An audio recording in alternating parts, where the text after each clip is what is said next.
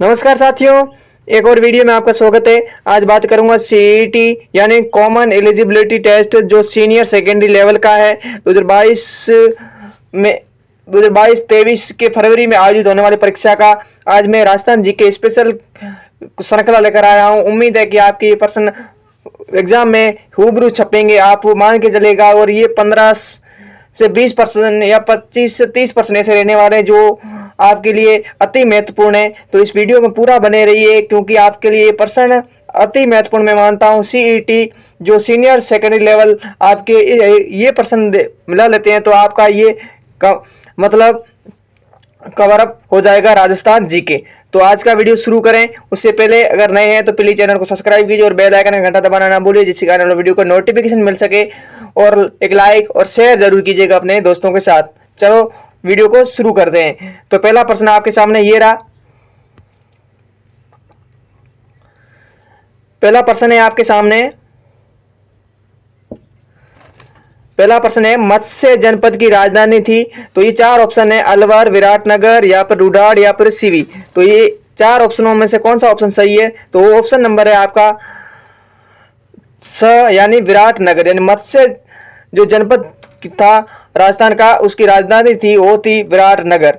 दूसरा प्रश्न है आपके सामने, कोटा और बूंदी का क्षेत्र कहलाता है। मतलब ये कौन सा क्षेत्र कहलाता है?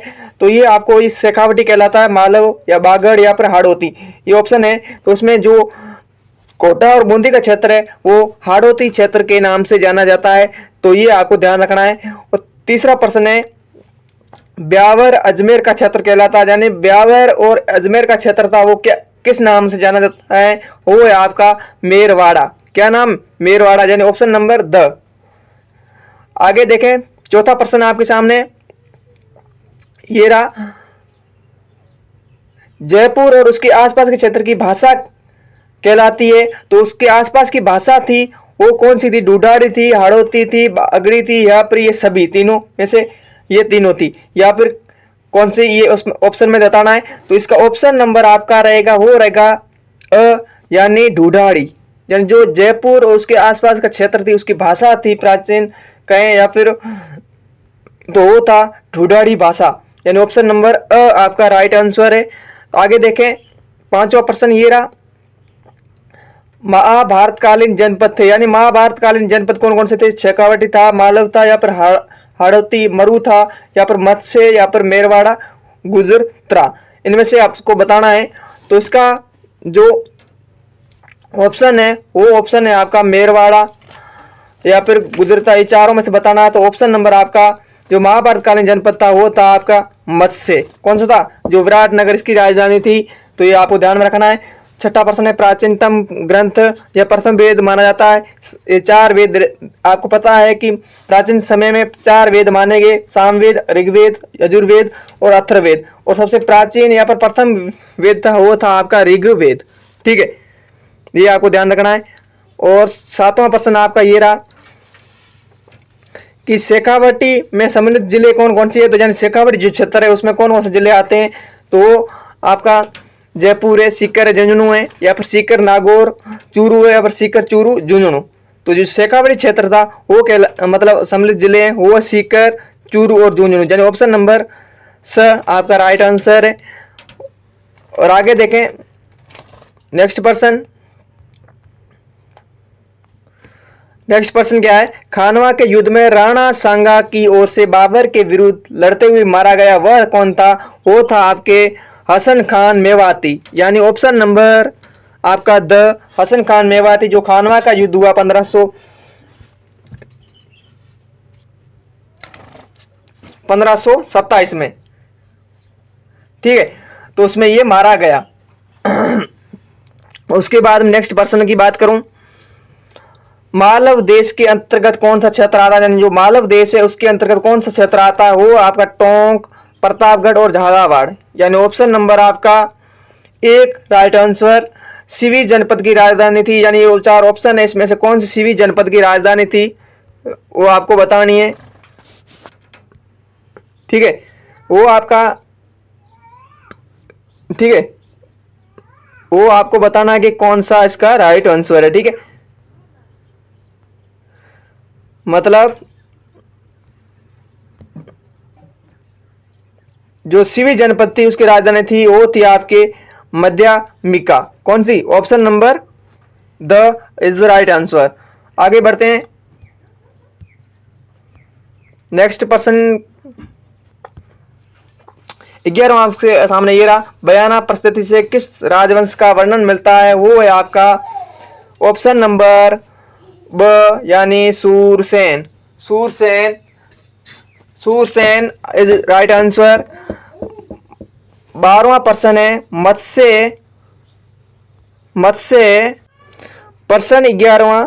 बयाना परिस्थिति से किस राजवंश का वर्णन मिलता है? यानी आपके वंश दे रखे हैं, उसमें जो बयाना परिस्थिति था उसमें किस राजवंश का वर्णन मिलता है? वो है आपका ऑप्शन नंबर ब यानी सूरसेन का।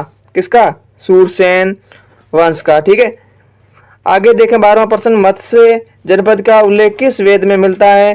तो वो आप सभी को पता है, मत्स्य जो जनपद था उसका जो विवरण है वो मिलता है आपका ऋग्वेद में। ठीक है, जो प्राचीनतम वेद या प्रथम वेद माना गया है। आगे देखें 13वां प्रश्न है। प्राचीन समय में गुहिल सिसुजा वंश का राज्य रहा था। यानी ये 4 ऑप्शन है, कौन सा रहा था इसके विषय में देखो तो मेवाड़, अजमेर, मेरवाड़ा, शेखावटी या फिर गुजरातरा।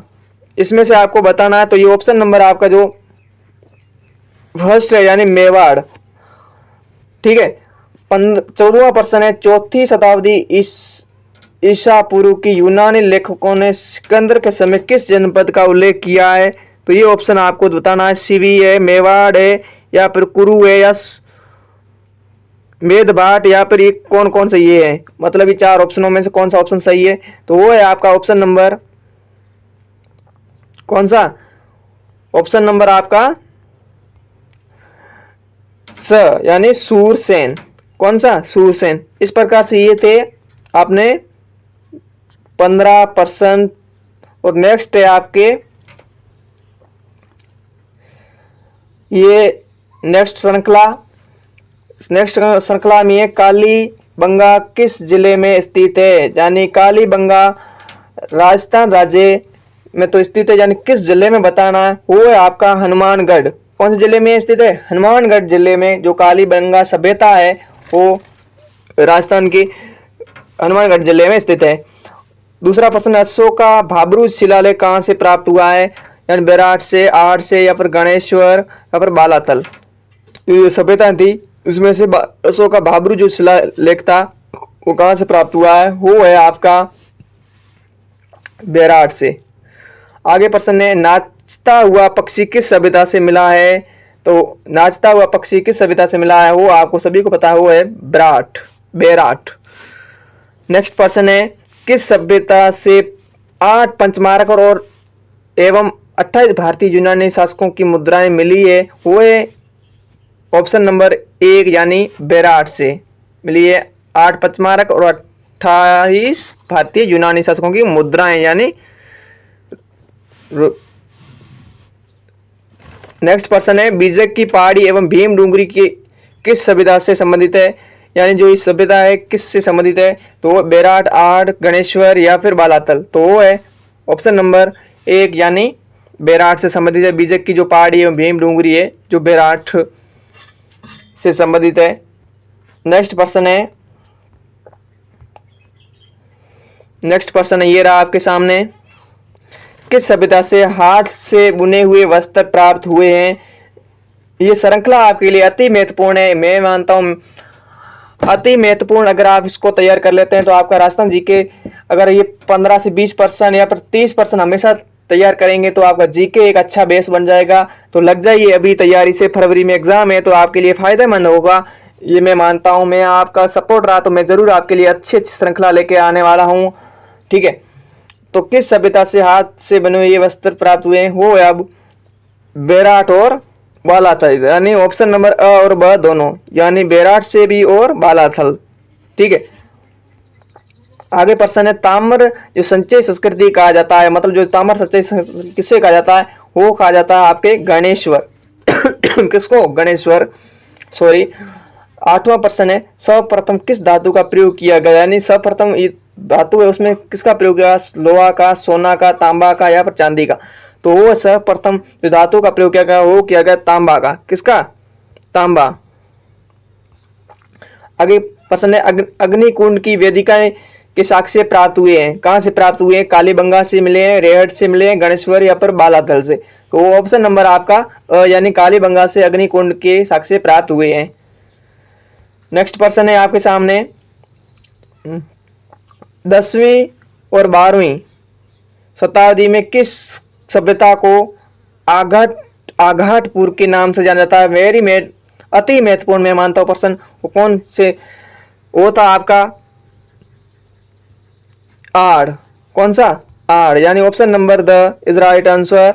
तो इस प्रकार से सीईटी के लिए अति महत्वपूर्ण मैंने 15 प्रश्नों का आपको 15 उसमें और ये 10 25 से 30 प्रश्नों का मैंने आपको एक अच्छा कंटेंट दे दिया है। और आपका अगर मान के चलिएगा, अगर अच्छी तैयारी करना चाहते हैं तो जरूर जुड़िएगा चैनल से और अपने दोस्तों के साथ शेयर जरूर कीजिएगा। और अगर अच्छा लगा वीडियो तो चैनल को सब्सक्राइब कीजिए और बेल आइकन का जो घंटा होता है उसको दबाना ना भूलिए, जिससे आने वाले वीडियो का नोटिफिकेशन आपको मिल सके। मिलूंगा नेक्स्ट वीडियो में, तब तक के लिए जय हिंद, वंदे मातरम।